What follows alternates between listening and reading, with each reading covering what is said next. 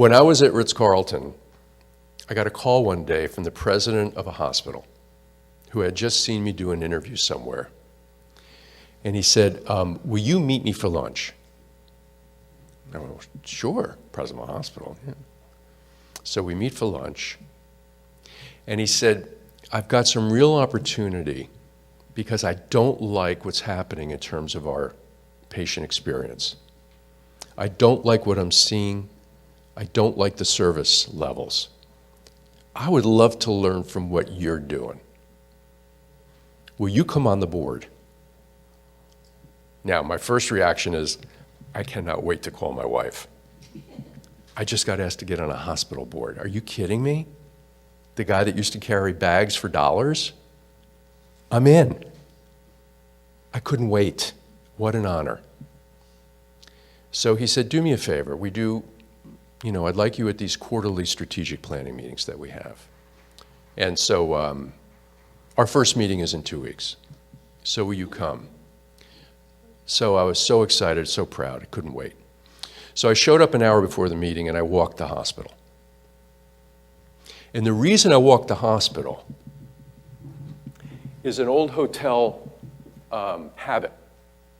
So whenever you would have a client come to the hotel, and I spent a lot of years in the field at hotels before I got to any corporate role.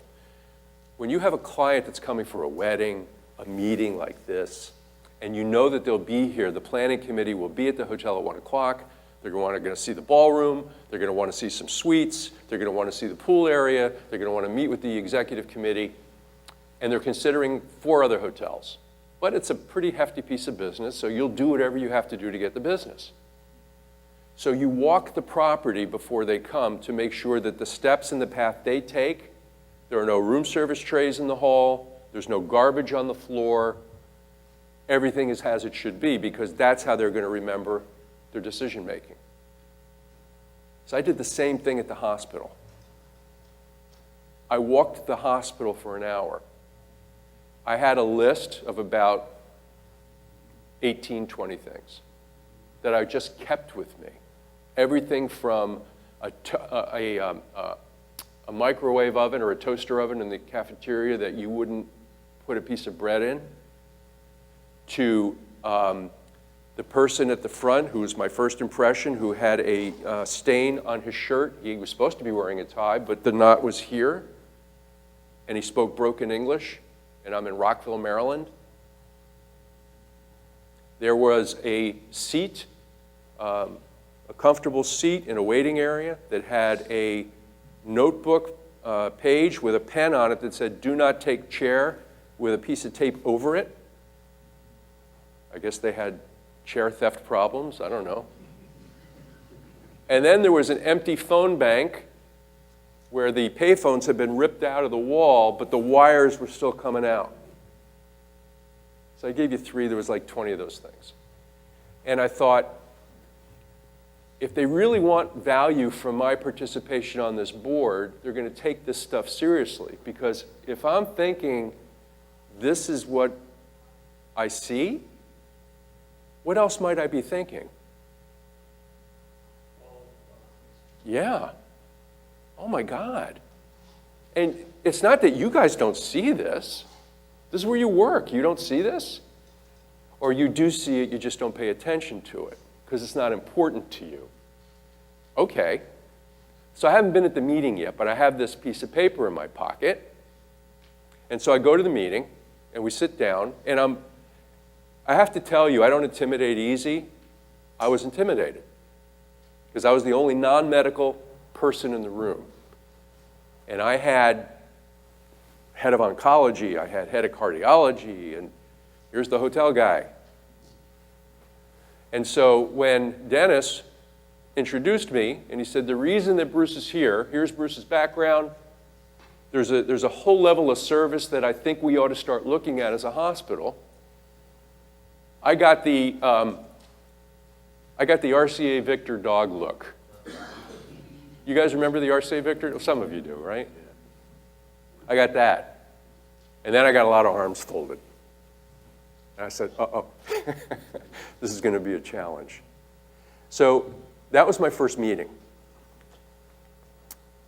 Second meeting, I brought them the things that we hold dear at Ritz-Carlton in terms of service values. And I shared it with them. I said, let's talk about these and see if you feel there are any implications or overlap. That's what I'm going to share with you. This is what I shared with them, the board of the hospital, my second meeting.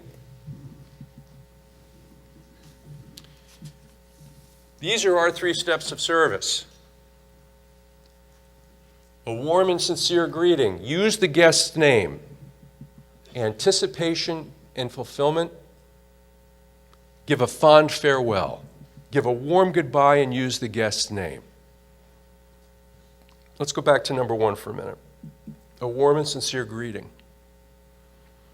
8 weeks ago, my mother-in-law had a heart issue and went to the hospital to have trans-aorta valve replacement done.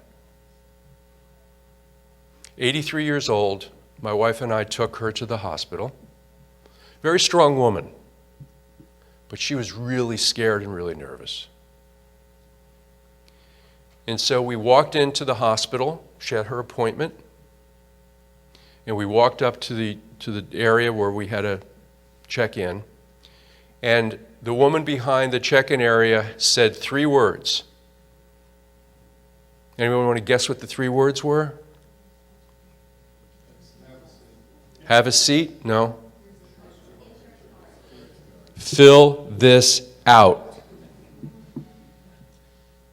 83, scared. Fill this out. It's not that she said anything wrong. There's just zero empathy. She just didn't get what my mother-in-law was about to go through. She wasn't in her head. She didn't see it through her lens. So back on the hospitality side, what we try to do is see it through the customer's lens. So when you approach the front desk of a hotel, there's 2 ways that you could be checked in. The first way is you walk through the front door, you approach the desk, and I'm like this. Name? That's option 1. Option 2, the door opens up, you're walking across the lobby, I see you and I make eye contact with you, and maybe I smile. And then you approach the desk and I go, good morning, welcome to the hotel. How was your trip? Great. What's your last name? Both will get the job done. Both will get you your room key, both will get you to your room. The first one probably will check you in quicker because they're more efficient. The second one will get you in feeling better because they have empathy skills.